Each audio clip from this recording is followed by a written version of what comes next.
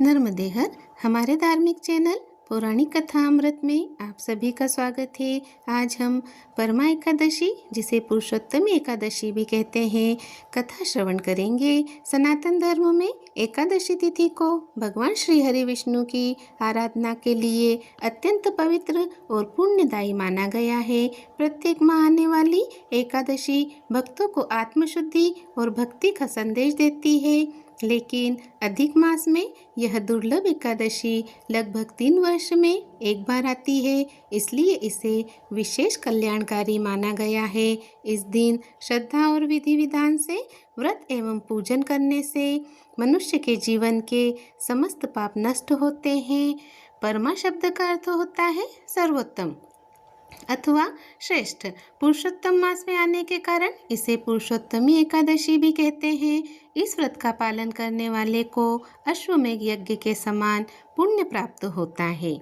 परमा एकादशी भगवान विष्णु की कृपा प्राप्त करने का अत्यंत पावन और दुर्लभ दिन माना जाता है। इस व्रत का मुख्य उद्देश्य दरिद्रता का नाश, सुख समृद्धि की प्राप्ति और अंत में मोक्ष पाना है। आइए अब हम एकादशी की पवित्र कथा का श्रवण करते हैं। अपने हाथों में पुष्प और समा के चावल ले हुए अपनी आंखें बंद कर शांत चित्त मन से लक्ष्मी नारायण का ध्यान कर कथा का श्रवण करें। पौराणिक कथाओं के अनुसार प्राचीन काल में काल्पिक नगर में सुमेधा नाम का एक ब्राह्मण और उसकी अत्यंत प्रतिव्रता पत्नी सुमेधा रहते थे। वे अत्यधिक गरीब थे, उनके पास भोजन तक का प्रबंध नहीं था और वे भिक्षा मांगकर अपना जीवन गुजार रहे थे।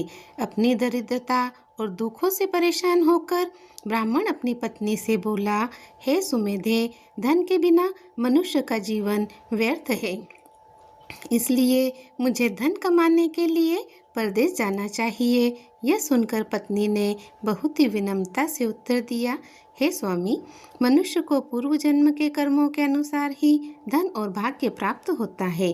परदेश जाने से भाग्य नहीं बदलता, जो भाग्य में लिखा है वह अवश्य मिलता है।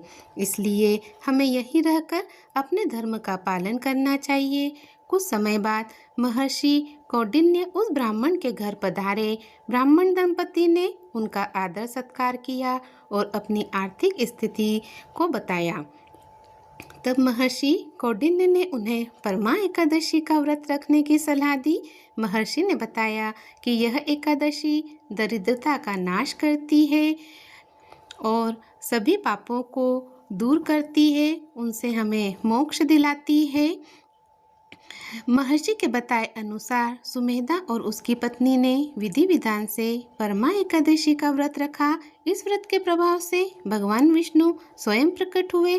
विष्णु जी ने ब्राह्मण से वरदान मांगने को कहा, जिस पर उन्होंने दरिद्रता दूर करने की प्रार्थना की। भगवान ने उन्हें अपार धन धान्य, सुख और समृद्धि का आशीर्वाद दिया, जिससे उनकी गरीबी दूर हो गई और पृथ्वी पर काफी वर्षों तक सुख भोगने के पश्चात वे पति पत्नी श्री विष्णु के उत्तम लोक को प्रस्थान कर गए।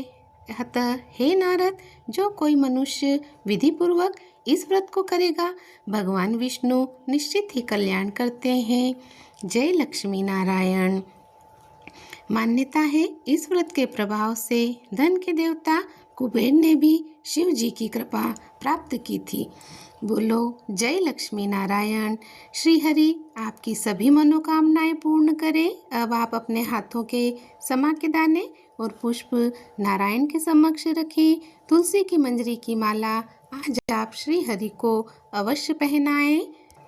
इससे श्री हरि प्रसन्न होंगे और 33 कोटि देवताओं का स्मरण करते हुए प्रणाम करें, विनती करें, हे श्री नारायण, मेरे इस कथा श्रवण से प्रसन्न हो, मुझ पर कृपा बनाए रखना। श्री हरि आपकी सभी मनोकामनाएं पूर्ण करेंगे। जय लक्ष्मी नारायण।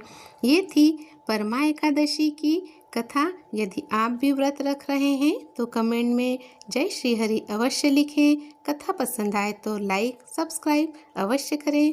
मिलते हैं अगले वीडियो में। जय श्री हरि।